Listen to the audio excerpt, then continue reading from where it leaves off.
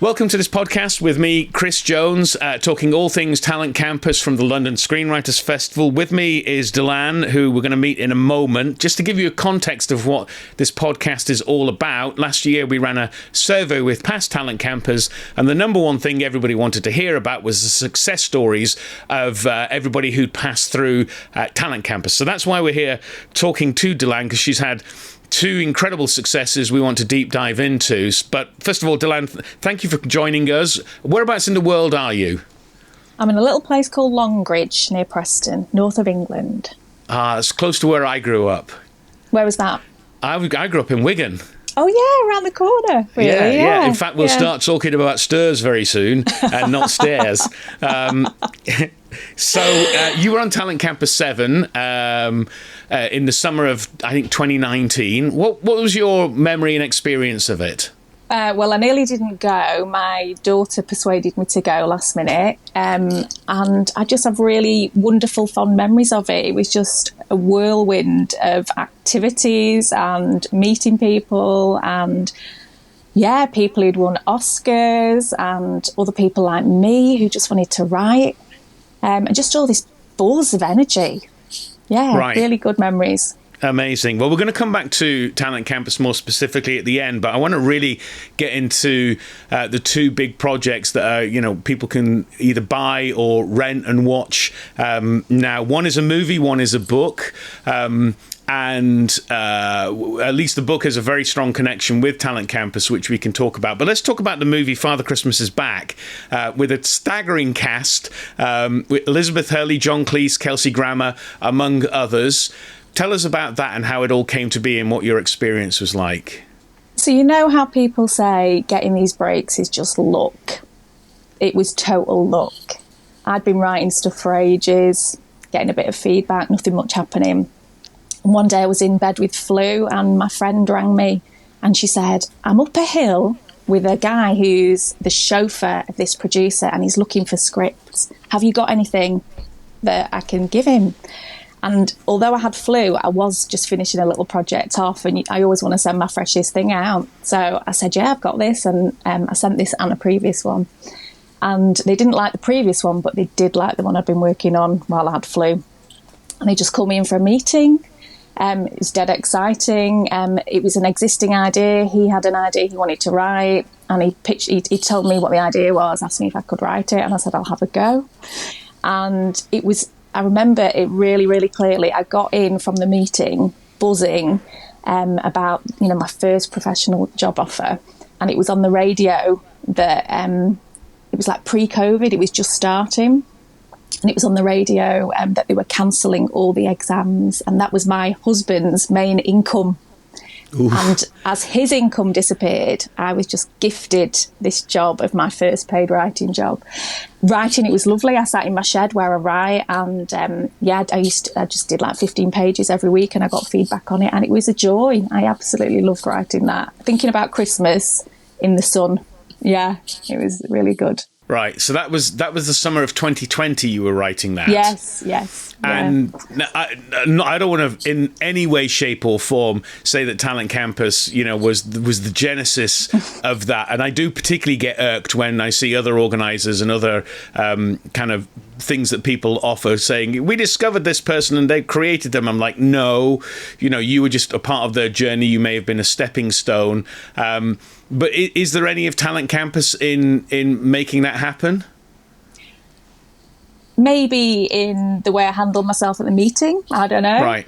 Taking on this project, it was not. I hadn't done anything like it before, and I was like, yeah, bring it on. I'll have a go at this. I can do it, and possibly, who knows, yeah, Chris? that does sound a little bit like Talent Campus energy. But if nothing else, at least we'll train you when you come on Talent Campus. If your friend rings you when you've got flu and she's met a chauffeur of somebody who wants a script, then you're really prepared for that. Yeah. But it does really illustrate, one of the things we do talk about on Talent Campus is like opportunity is everywhere. And I appreciate it wasn't you manifesting that opportunity because you were in bed sick. But it does really highlight that we really do need to look at everybody as a potential opportunity and therefore try and open a conversation with people.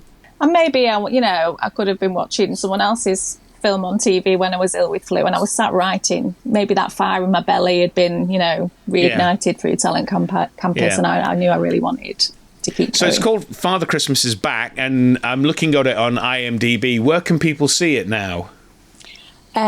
I think it's still on Netflix. I think that's the main place it ever was, yeah. Right, and it'll be circling back pretty soon as we're headed back into the Christmas season.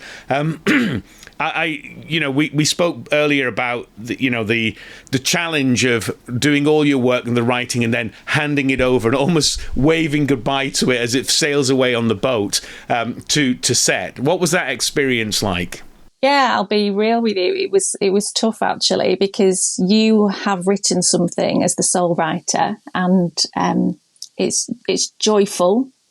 And then you hand it over, and maybe other writers are brought on board, or they get a good cast and they change it a little bit. So yeah, it was definitely a learning curve. I wouldn't change the experience for the world, but it's definitely toughened me up and made me more aware of having creative control. So let's circle back all the way to Talent Campus and the genesis of your book, The Box of Silver Stars, which you came to Talent Campus with as a film project, but it's since evolved into a book which is now available on Amazon. Why don't you tell us about that project and Sam Hawley's intervention, perhaps is a good way to describe it, and what you've learned on that journey? So yeah, I remember we just had to get up and pitch one of our ideas, and I had a few, and I pitched that one to Sam, and she was dead enthusiastic about it. So that was just great encouragement, because you can feel, nobody would want to read this story or watch this story. So that was really great. It gave me propulsion with the idea. But also she said, I'm telling you, and she said it very firmly, you need to write the book first before anyone will make that as a movie. So that's what I did. It's been a long time coming, because as well as having to write it, I've ended up self-publishing. I did get an agent for it actually, which was dead exciting, and she was full of promises that she was going to be able to get a publisher on board, but they just kept coming back saying, sorry, we're a bit saturated, or we've got something similar, and I just couldn't leave the story. It was complete. I feel like I have to get my stories out there to let them go. So that's what I've done. I've self-published it. And that's taken really a year just to get the book in a position where I want to publish it. So that's just recently been published a couple of weeks ago. Right. We were chatting earlier, and one of the things I want to orchestrate is for the whole community to all go and buy your book in the same hour on the same day, in order that we can propel it to number one in the bestsellers list, which is a little bit of a hack that we've done with Create 50 projects a number of times, but it does work. So if you're listening to this podcast, hopefully you've signed up to my email list, and you'll be getting an email with me encouraging you to buy Dylanne's book on a very specific day and time, and then we can help get it to number one, which is, it's just amazing PR for your career as a writer. Do you have, what's your plans now as a film or TV project? So for me, it's become more about the stories and the characters that I just have to write and get to an audience. So, or at least attempt to get to an audience, whatever that form that may be. So I've just done a pitch for a short film. I would like to actually start making short films myself. If this was successful, I would get some funding to make this myself, just a 10-minute short. And in itself, pitching is writing and creating. So that was really good. What else am I working on? I've got a feature I'm trying to complete to get sent out. That's just a nice feature. So I have a story, and I just work out the best format for that, whether it is a short film, a TV series, or a book. That's where I'm at the moment, and just taking the pressure off myself, really, of not really needing to be mainstream industry, just to get my stories. And if it's meant to be, as I learned that day when I was sat in bed with flu, it will happen. Right. So just circling all the way back now to Talent Campus and your daughter saying, you should do it, Mum. What is it that she said to you that made you do it? Oh, I think I was feeling that mum guilt of a really busy house and just the expense of going down to London. And she just said, Mum, you deserve this. This is your time. You deserve this. That was the encouragement. And it ended up actually Screen Skills funded it. So yeah, again, meant to be. Yeah, I remember hearing that Screen Schools have funded it. It was brilliant news. And I think, you've touched on a really important point there that, we were talking earlier as well about, adulting taking over and, being grown up and doing the right thing. And, having a creative career is so challenging when you have, grown-up responsibility with actual bills and deadlines to, do things like pick kids up from school. And, I'm a dad too, and I feel that very acutely. And, what are your thoughts on anybody who may be feeling a little bit stuck in being grown up and just the dream seems to be drifting away off into the distance? For me, it's just been don't give up.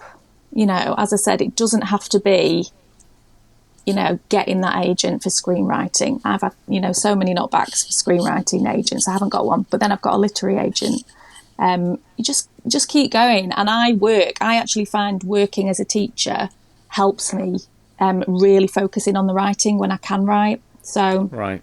I do try and work part-time, but I'm more productive if I have a couple of days off, as opposed to jobs where I've taken a period of time off work to write. That's just how I work. I think you get the stories, you get the energy. And yeah, I am not happy if I'm not writing. I've had jobs where there was no time to write, and I'm not happy if I don't write. I need that creativity, and I need to be writing. So, you just got to find a way to do it. You've got to find a way.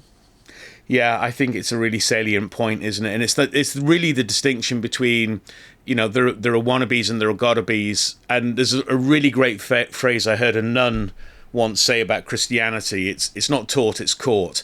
And I think it's the same with the need to write and tell stories. It's not something you do, it's something you have to do.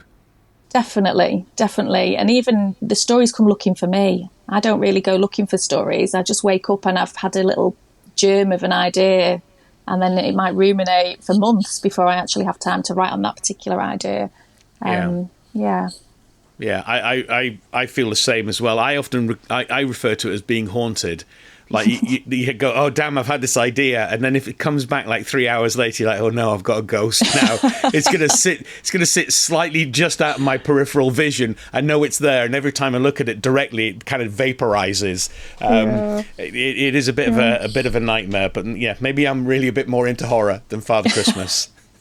My other tip as well is have lots of ideas ruminating, and because I'm in the mood for a particular idea on a particular week or month, and then I can dip into that one, and then I'll get full steam ahead on another idea at another point. I'm like, right, this is nearly finished, we're going to finish this one and get it over the finish line. That's become really important to me, getting things over the finish line, whatever that may look like, even if it is just sending it out and you don't get it back. It got over a finish line.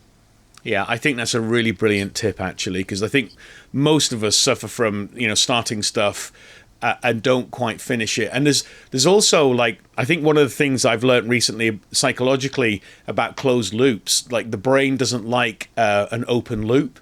So you start something and then there's a kind of disquiet in your soul if you don't complete it, but you may not complete it. And as you get older, you get more of those open loops that you need to close. So just from a housekeeping perspective, finish the project, even if it's not to the best that it could be, but then you close the loop and you can kind of put it in a box. You can always go back to the box, but yeah, I really endorse that as a tip. Get over the finish line. I'm going to get that on a t-shirt. Fantastic. Well, Dylanne, thank you so much for joining us all the way from the north of England. My heart is with you, and I do hope we get to connect again soon. And if I don't see you before then, I look forward to seeing you on the red carpet at the Oscars. Thank you so much, and we'll speak soon. Thanks, Chris. Take care. Bye. Bye.